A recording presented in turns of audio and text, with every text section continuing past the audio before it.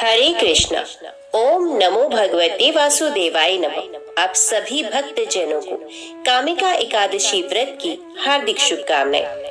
श्रावण मास की देवमयी रातों में जब पूरा वातावरण भक्ति से भर जाता है, जब हर भक्त तुलसी का एक पत्ता लेकर भगवान विष्णु के चरणों में समर्पण करता है, तभी आता है वो पावन दिवस जिसे कामिका एकादशी कहती है। कामिका एकादशी एक ऐसा व्रत जो केवल शरीर को नहीं बल्कि आत्मा को भी शुद्ध करता है, जहाँ हर भावना, हर प्रार्थना श्री हरि के चरणों तक पहुँचती है।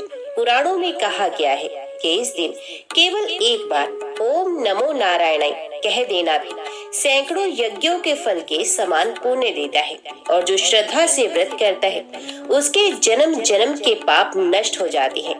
यह दिन है अपने मन की कामनाओं को त्याग कर परमात्मा के प्रेम में विलीन होने का, अपने भीतर बैठे लोभ, मोह, क्रोध को त्याग कर विष्णु भक्ति के प्रकाश को अपनाने का। तो आइए मन को शांत करें, श्वास श्वास में प्रभु का नाम भरें और इस दिव्य अवसर पर कामिका एकादशी व्रत को श्रद्धा, संयम और विश्वास से पूर्ण करें।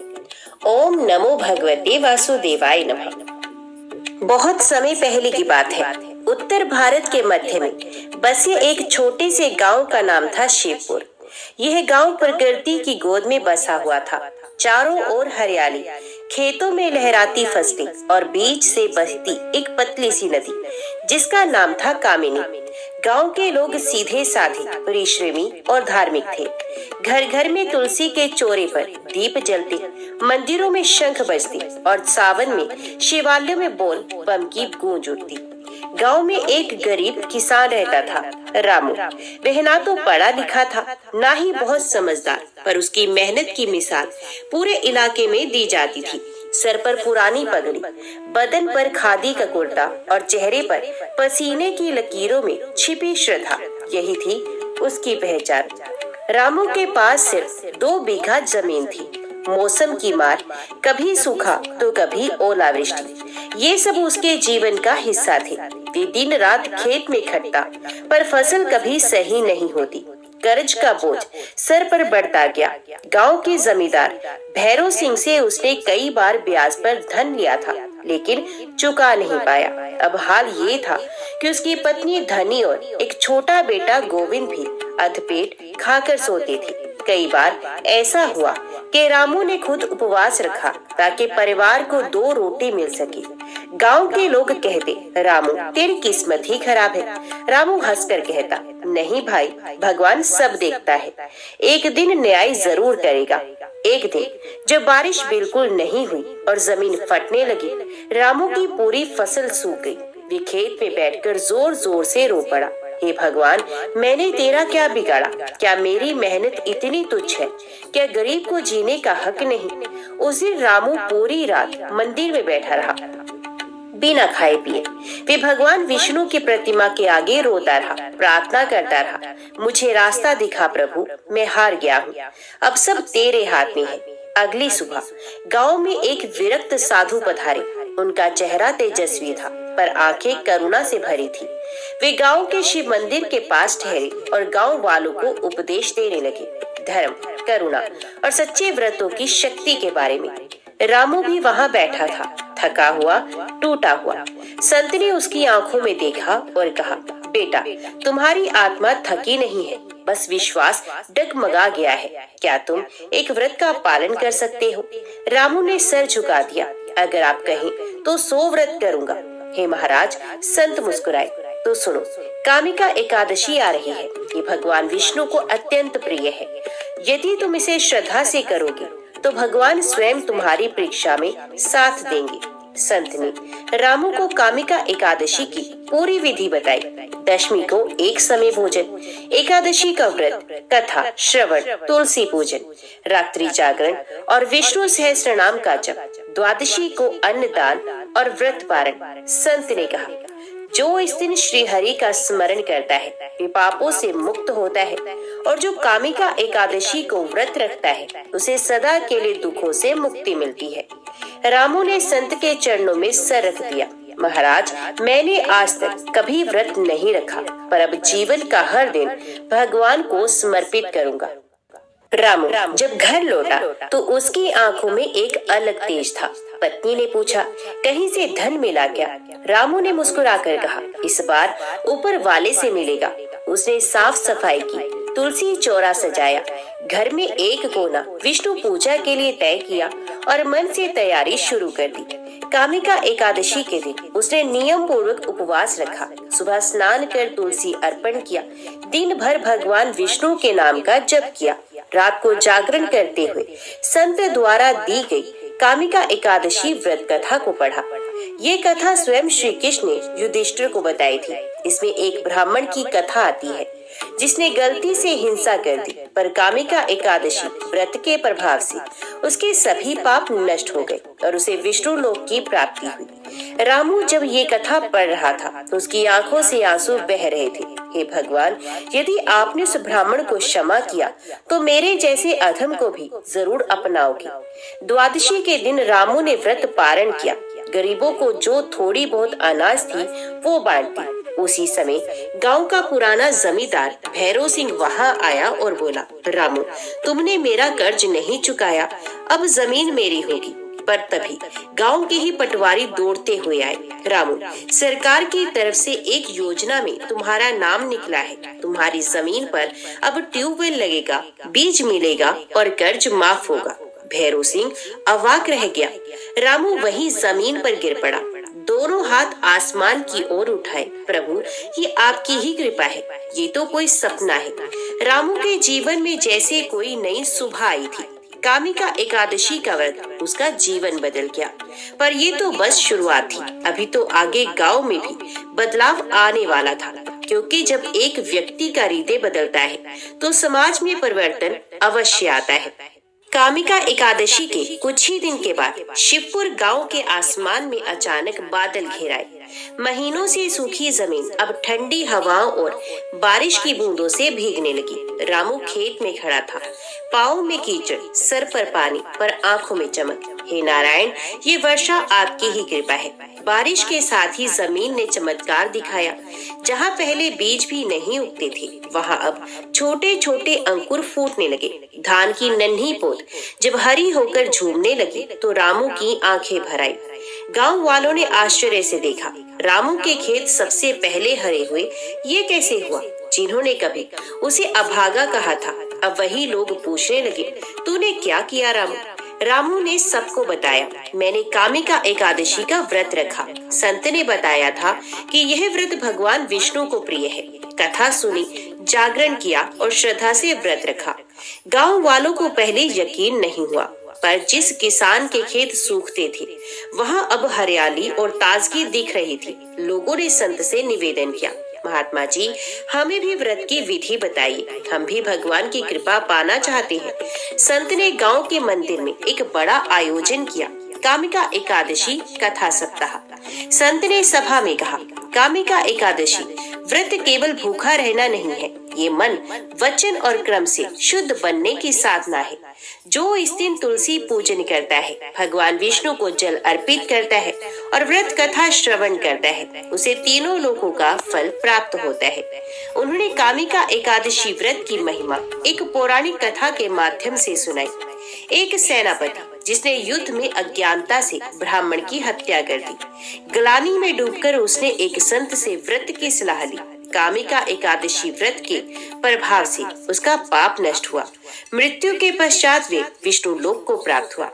गांव के कई लोगों ने ये कथा सुनकर प्रण किया, अब हर एकादशी पर हम व्रत रखेंगे और भगवान विष्णु की आराधना करेंगे।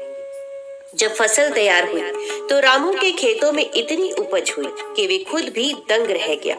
धान, गेहूं, अरहर, हर चीज में इतना उत्पादन हुआ कि एक छोटे किसान से वे अब गांव का उदाहरण बन गया। गांव के पटवारी ने कहा, रामू, इस बार तुम्हें जिले से सम्मान मिलेगा, सबसे अच्छा किसान पुरस्कार। रामू ने झुककर भगवान का धन्यवाद किया। उसने कुछ धन गांव के स्कूल को दिया, कुछ मंदिर में और कुछ जरूरतमंदों को। ये सब प्रभु का है, मैं तो सिर्फ माध्यम हूँ। पर जीवन यूं ही सरल नहीं होता। एक दिन गांव में भयंकर महामारी फैल गई। कई बच्चे बीमार पड़ गए, बूढ़े थक गए और गांव का मंदिर बंद कर दिया गया। लोग डर गए कि शायद कोई शाप लग गया है। तब संत ने सबको बुलाया। ये समय डरने का नहीं, प्रार्थना करने का है। उन्होंने कहा, अगली एकादशी फिर से कामिका एकादशी है। यदि गांव का हर घर सामूहिक व्रत करे, कथा सुने, तुलसी पूजन करे, तो ये संकट अवश्य टल जाएगा। रामू ने नेतृत्व किया। मैं घर घर जाकर लोगों को समझाऊंगा, जो मैंने पाया है वो अब गांव पाएगा। अगली कामिका एकादशी पर शिवपुर गांव का दृश्य अद्भुत था। हर घर में दीपक, तुलसी चौराहे पर फूल, गंगा जल और नारायण का नाम। मंदिर फिर से खुला। गांव की औरतों ने भजन मंडली बनाई, संत ने कथा सुनाई। कामिका एकादशी और भगवत कृपा, पूरा गांव एक साथ व्रत रखे हुए प्रभु का नाम जपता रहा। रामू, उसकी पत्नी धनी और बेटा गोविंद तीनों पूरी श्रद्धा से व्रत रख रहे थे। रात के अंतिम प्रहर में जब आरती हो रही थी तो आकाश में अचानक बिजली सी चमकी और मंदिर की मूर्ति से चमत्कारी प्रकाश फूटा। लोगों ने देखा, मंदिर के गर्भगृह में भगवान विष्णु की प्रतिमा स्वयं प्रकाशमान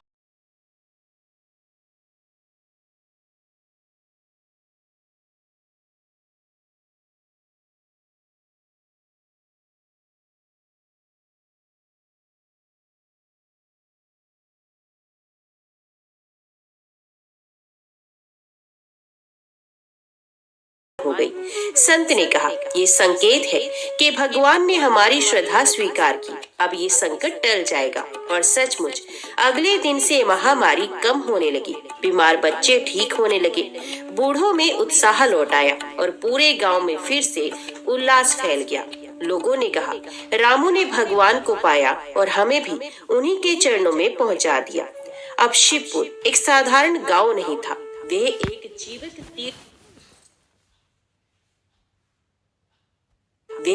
जीवित तीर्थ बन गया था। जहाँ पहले लोग अंधविश्वास में डूबे थे, अब वहाँ एकादशी की ज्योति जल रही थी। रामू अब केवल किसान नहीं, एक धार्मिक नेता, एक श्रद्धा का प्रतीक बन चुका था। एक रात जब रामू गहरी नींद में था, उसने एक अलौकिक स्वप्न देखा। सपने में वह खेत में हल चला रहा था। तभी एक दिव्य पुरुष उसके सामने प्रकट हुए। नील वर्ण, चतुर्भुज, शंख चक्र गदा और पद्मधारी, स्वयं भगवान विष्णु। रामू ने घबराकर हाथ जोड़े, प्रभु आपने दर्शन दिए, मैं कौन होता हूँ आपके योग्य। भगवान मुस्कुराए, रामू तू वही है जिसने निष्ठा से कामिका एकादशी का व्रत किया, भक्तों को प्रेरित किया, गांव को धर्म की राह दिखाई। अब तू मेरे मंदिर का निर्माण कर, वहीं मैं सदा निवास करूंगा। स्वप्न टूटते ही रामू हाफते हुए उठा। उसका शरीर कांप रहा था, पर मन में आनंद था। सुबह होते ही उसने गांव वालों को बुलाया। मित्रों, भगवान ने स्वप्न में आज्ञा दी है, मंदिर का निर्माण करना है। लोगों ने तुरंत समर्थन दिया। गांव के अमीर व्यापारी ने ईंटें दी, कुम्हार ने दिए बनाए, बढ़ई ने दरवाजे बनाए, स्त्रियों ने घर के काम से समय निकालकर पूजा का प्रसाद बनाया। मंदिर के लिए भूमि वही चुनी गई जहां रामू ने पहली बार खेत में भगवान से पुकार की थी। लगभग 3 महीने में एक भव्य मंदिर तैयार हो गया। पत्थरों की दीवारें, लकड़ी के दरवाजे, बीच में सुंदर गर्भगृह। गर्भगृह में विष्णु के प्रतिमा लाने का दिन निश्चित हुआ। शुभ दिन, अगली कामिका एकादशी। पूरे गांव ने व्रत रखा, भजन कीर्तन किया, कथा का आयोजन किया। संत जी ने वैदिक मंत्रों के साथ भगवान की प्राण प्रतिष्ठा की। मंदिर का नाम रखा गया कामिकेश्वर नारायण मंदिर। उस दिन से गांव को नया नाम मिला, कामिका नगर। अब सिर्फ गांव वाले ही नहीं, बल्कि आसपास के 10-15 गांव से लोग कामिका एकादशी पर यहाँ आने लगे। दान, पूजन, कथा, तुलसी पूजन, जागरण, संतों का प्रवचन और सबसे बड़ी बात, रामू की कथा। रामू अब बूढ़ा हो चला था, पर उसका चेहरा चमकता था। वे बच्चों को कहता, धन तो आता जाता है, पर जो एकादशी का नियम निभाए वे कभी दरिद्र नहीं होता है। रामू ने अपने अंतिम वर्षों में एक संकल्प किया, जब तक शरीर चलेगा हर कामिका एकादशी को व्रत, कथा और सेवा करूंगा और मरने के बाद मेरी चिता वहीं जले जहां पहली बार भगवान ने कृपा की थी। और ऐसा ही हुआ। एक वर्ष जब वे 87 वर्ष का हो गया था, एकादशी के दिन कथा के बाद उसकी तबीयत खराब हुई। उसने अपने बेटे गोविंद से कहा, बेटा व्रत कभी मत छोड़ना। जीवन की सबसे बड़ी खेती भक्ति है। और वहीं मंदिर के द्वार पर भगवान के नाम लेते हुए उसकी आत्मा परम शांति में लीन हो गई। आज भी उस गांव कामिका नगर में रामू की प्रतिमा मंदिर के पास बनी है। हर कामिका एकादशी को गांव वाले पहले उसकी मूर्ति को पुष्प अर्पित करते हैं, फिर कथा सुनते हैं। गोविंद ने अपने पिता की परंपरा को आगे बढ़ाया। अब उसका पोता भी विष्णु भक्त है। एक सामान्य किसान जो कभी भूखा सोता था, जिसने कभी हार मानने का मन बना लिया था, एक संत की बात पर विश्वास करके व्रत और भक्ति से भगवान के साक्षात दर्शन कर बैठा। यही कामिका एकादशी की महिमा है। जिसने भी श्रद्धा से इसे किया उसे रामू जैसा आशीर्वाद मिला। रामू की कथा केवल खेत की नहीं, मन की खेती की भी है। उसने भगवान के व्रत को अपनाया, उसके नियमों में श्रद्धा रखी और फल स्वरूप जीवन में धन आया, फसल में चमत्कार, मान मिला, गांव का सम्मान, धर्म फैला, पूरे क्षेत्र में भक्ति का दीप जला, मोक्ष मिला, मृत्यु के समय प्रभु स्मरण। संत जी ने कहा, जो व्यक्ति कामिका एकादशी व्रत करता है वे 100 राजस्व यज्ञ, 1000 गोदान और गंगा स्नान के पुण्य से भी ऊपर फल प्राप्त करता है। आज के युग में लोग कहते हैं भक्ति से क्या होगा, व्रत रखने से क्या लाभ, ईश्वर कौन देख रहा है। ईश्वर सब देखता है, पर रामू की कथा हमें यही सिखाती है कि ईश्वर सब देखता है। एकादशी व्रत केवल भूखे रहने का नाम नहीं, वे आत्म शुद्धि का पर्व है।